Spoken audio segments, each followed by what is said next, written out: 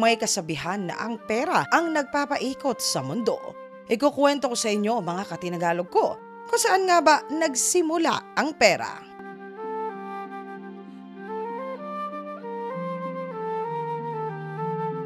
Sa loob ng 10,000 taon, iba't iba ang naging mukha ng salapi at ito ang nakatala naman sa kasaysayan. Nagsimula ang lahat sa salitang barter. 10,000 taon na ang nakararaan. Ang barter ay ang pakikipagpalitan ng produkto ayon sa kailangan at katumbas naman ng produkto na mayroon ang isang mangangalakal o isang tao.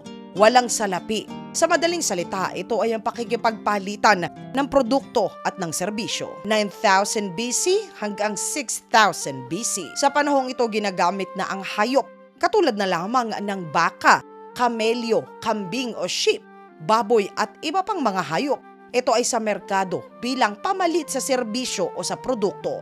Sinundan ito ng halamang pang-agrikultura, kasama na dito ay ang gulay at mga prutas. Saka naman sumunod ang mga palay at mais. 12,000 BC. Sa panahong ito umusbong na ang cowries o mga kabibe. Ito ay ang shell na uri ng mga mollusk na madalas na matatagpuan naman sa mababaw na parte ng katubigan ng dagat Pasipiko at maging sa Indian Ocean.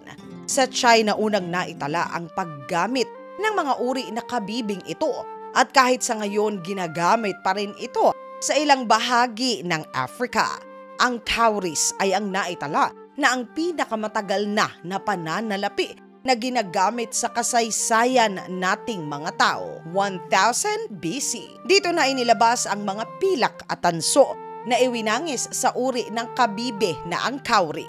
Unang ginawa ang pananalaping ito sa bansang China sa katapusan ng panahon ng bato o ng Stone Age. Kasabay ng pag-usbong sa China ng kutsilyo na bakal na itala na ginawa rin na bilog at may butas sa gitna ang pilak at tansong kabibe na salaping ito. Ito ay upang maaari na ito na maisukbit sa tali at mas madali na ito na mabitbit. 500 BC. Sa labas ng China unang naitala na unang ginamit ang kumpol ng pilak o ng silver. Hindi nagtagal, naging kanya-kanya na ang itsura na itinatatak sa mga pilak na ito. Ginawa nila ito na bilog o flat na patag. Unang naitala ang ganitong uri ng pananalapi sa Lydia na ngayon naman ay tinatawag na ang bansang Turkey. Agad ding kumalat ang teknik na ito sa mga kalapit pa nito na mga imperyo, lalo na ng Griego at mga Persyano. Sumunod na rin ang Macedonian at maigi na rin itong kumalat maging sa imperyo ng mga Romano. Hindi tulad ng pananalapi sa China na gawa lamang sa tanso at pilak sa mga nabanggit na mga imperyo, kasama na ang ginto sa mas mataas na halaga ng mga metal na ginawa nila na pera nila. 118 BC. Muli sa China unang ginamit ang uri ng pananalapi na gawa naman sa balat ng usa. Dito ay nagsimula na nila na kulayan ang balat na ito ng iba't ibang mga kulay. Ito na po mga katinagalog ko ang simula ng pagkakaroon ng tila ba buong uri ng pananalapi o ng pera. 1500s. Nagsimula ang potluck sa mga tribo ng mga Chinook na Indian. Sa seremonyas na ito, hindi lamang regalo ang magiging kapalit ng serbisyo. Kasama na dito ang sayawan at maging ang magarbo na selebrasyon o kainan. Madalas kung papaanong ang mga taga-ibang kaharian ay nagdadala ng regalo mula sa kanilang kaharian. Kadalasan bukod sa pilak at ginto at mga mamahaling mga hiyas, dala-dala din nila ang kanilang sikat na produkto mula sa bansang pinanggalingan nila.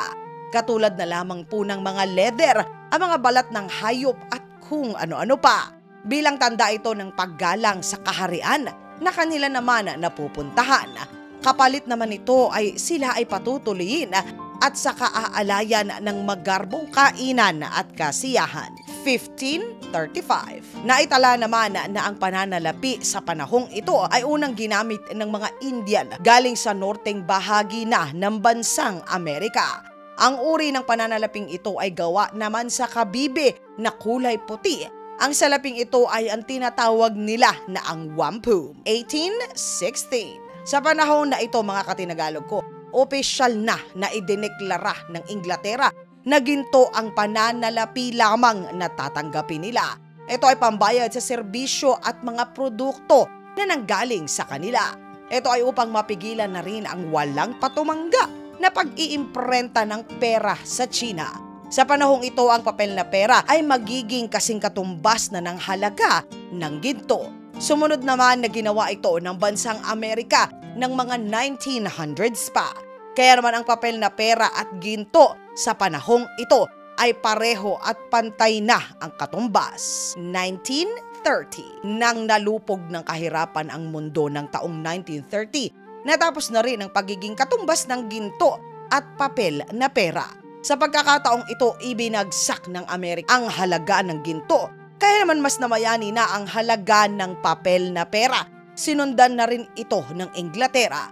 Dito naman na itinatag ang tinatawag nila na ang Central Bank. Sa ngayon, patuloy na nagbabago man ng itsura ng mga salapi at lumiliit man ang halagang katumbas. Dumarami na rin ang kulay ng pera at maging ng barya.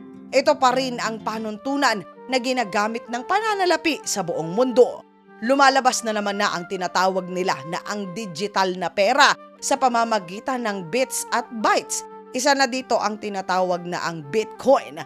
Wala pong makapagsasabi kung kailan ibabalik o kung babalik pa nga bang muli ang mundo natin na ang pamantayan ay pilak, ginto at mga mamahaling mga hiyas. Isa lamang ang malinaw pa sa sikat ng araw, mga katinagalog ko. Wala na pong libre sa mundong ito.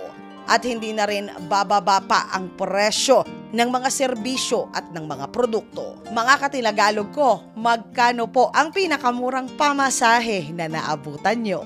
Isulat po ang inyong saloobin sa comment section sa ilalim upang sama-sama naman po na ito ay ating basahin.